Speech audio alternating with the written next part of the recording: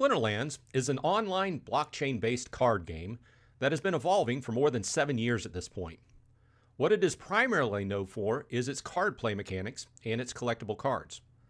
A lesser-known part of the game is referred to as the land game. A separate side of the game which was envisioned many years ago to work much like a land resources management type game, but have ownable assets on the blockchain, in this case, the Hive blockchain. The game is played like many other land game types. You buy a plot of land, that land can produce a certain type or types of materials depending upon what type of land it is. An example, a forest produces wood. You build it out by placing cards that you have in the game as characters to mine or harvest the materials. You made up the cards with a certain amount of staked dark energy crystals to keep the land powered and up and running. What you can do from there can go in many different directions. You can harvest your grain, wood, stone, and sell it to make a profit. Or you can do what the game was further envisioned to do and take the materials and make other things from them to further enhance their worth and sell value. This last year has been a significant one in the evolution of the land game in Splinterlands. Several things have been introduced into the game that can be produced from owning and harvesting from land. To name a few, auction marks, fortune tickets, midnight potions, wagon repair kits, and unbinding scrolls, all having their particular uses in-game and sellable on the in-game market. This past week saw a significant move forward in this part of the game. The idea of being able to actually manufacture cards that can be used in the game has always been a part of the overall idea.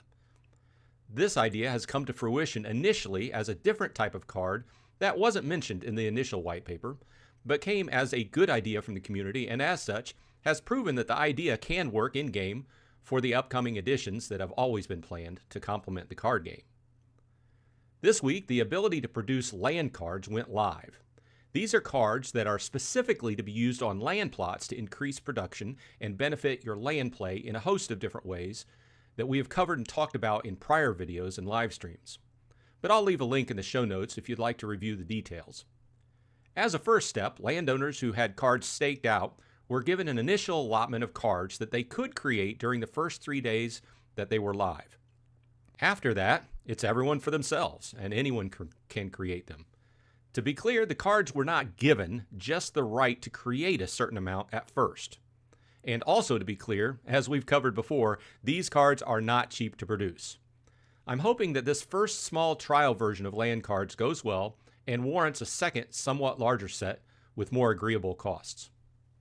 With that said, we're going to dive in and take a look at my allocated card creation rights and see how many cards we can create. Beware, if you get queasy seeing cards burnt, you might want to skip over the first part. That's right, this process required burning other cards as part of the creation cost to make the new cards, part of an effort to get rid of a large backlog of previous extraneous cards, mostly aimed at the Chaos Legion set. And for those who may not know what burning cards means, it means permanently destroying those cards and removing them from the blockchain. Okay, we're going to dive right in. Let's go to items, item inventory, and check out what my allocations are. Okay, so that's what I've been allocated. If you've been following me, I have 26 land plots at this point, and about 24 of those are staked out, but some of them are not fully staked out. So I have the allocation rights to make 42 common, 2 epic, and 7 rare. I'm hoping to have enough materials to produce all these, but let's find out. Okay, if you are producing anything from land materials, what you need to do is go under the play drop-down menu and select land. From there, you're going to want to click on the artisan quarter, and this gives you your various items that you can create within the land game. And you can see here under the main crafting tab here about the other things I had mentioned that can be crafted. Today, we're mainly interested in this second tab, which is new this week, called cards. And here we have what's called the card forge. And we can select one of 4 cards. We can select the cards. You create them one at a time. Okay, the one I want to start out with is the Tireless Farmhand, which is a common that is going to be put on one of my grain producing lands. And like I said, I've got 42 that I can make. So let's type in 42, see if I can make them all at the same time. I don't know if I can. Let's go ahead and try it, not 420.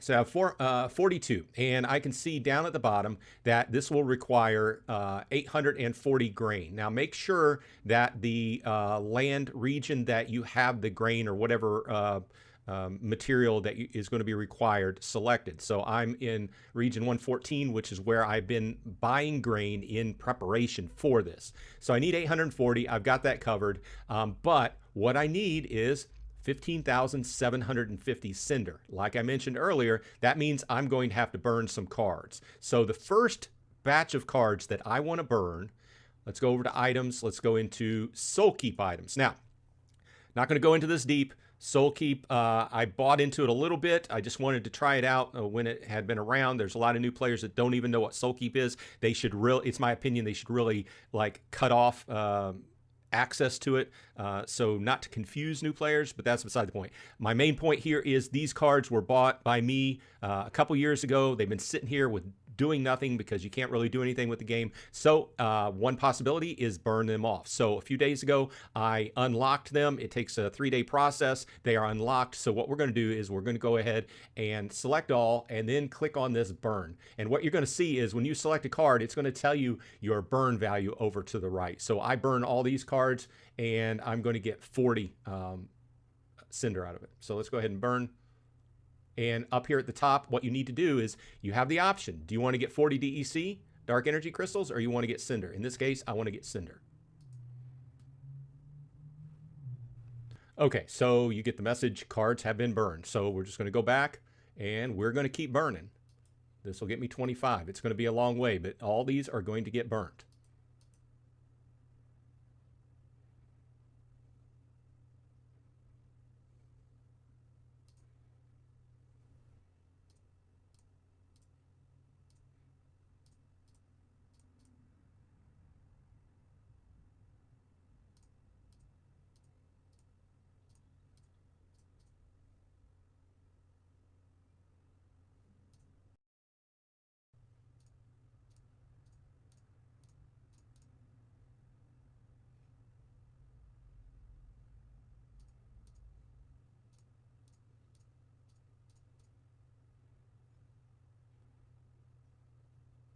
Okay, about 30 minutes of clicking later, and let's go back to land, go back to the artisan chamber, go to the crafting station, and let's look once again, look at the cards.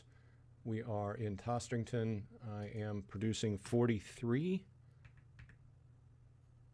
not 430. Nope, I can only do 42. So my cinder balance after all that is still 9,855, and I need about almost 7,000 more cinder. So I'm going to have to dive into my regular cards. So we're going to take a look at my card collection, and I had bought some cards to specifically for burning, and most of them are Chaos Legion. So I'm going to take a look at those. Editing Bronze Dragon, breaking in here. While I was editing this next portion of the video, I had forgot to turn my mic back on after being muted. So I will be trying to overdub and explain what I'm doing for the rest of the card creation process. Okay, this is immediately after I got done burning a bunch of cards.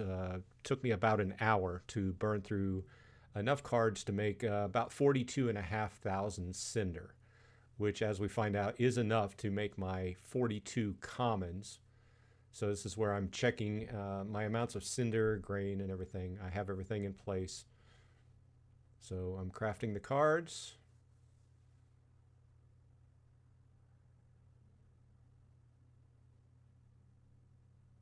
There we go, 42 common cards created, and it goes right into my inventory. Now I move on to the rares.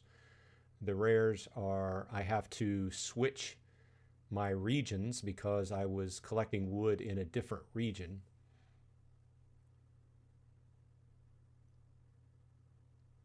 So now that I switch over to Veritas, I have enough wood there, and I have the proper amount of cinder.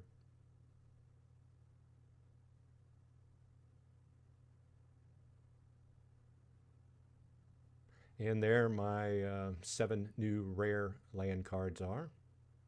So now this is where I try to make some toiling oxen.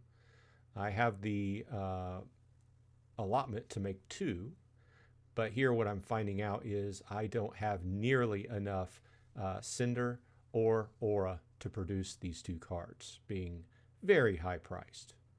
Now, as a way to cap off this video, I thought it would be interesting to look at the market and see what these cards currently are going for. You can see that the Tireless Farmhand is going for about 93 cents a copy. The Kinbound Druid is going for about $3.99 a copy. Toiling Ox is at $12.44, and the Undying Miner is at $89. So I'm hoping that when everything goes live and everybody starts building them out, I'm hoping the price comes down a little bit so I can score a few. Once again, my main goal is going to be trying to get a max copy of a common. I don't know if I'm going to be able to get it due to the costs involved. And as you could see previously, I wasn't even able to make Toiling Oxes. And you know, I've at this point probably spent several $100s in this whole process. So let me know what you've been up to as far as the new land goes and what you plan on doing with them. Are you making them? Are you going to make them and sell them on the market, use them on your land? Let me know what you're up to. Anyway, this has been Bronze Dragon. I hope everyone on your side is happy and healthy. And hey, as always, I'll see you in Splinterlands.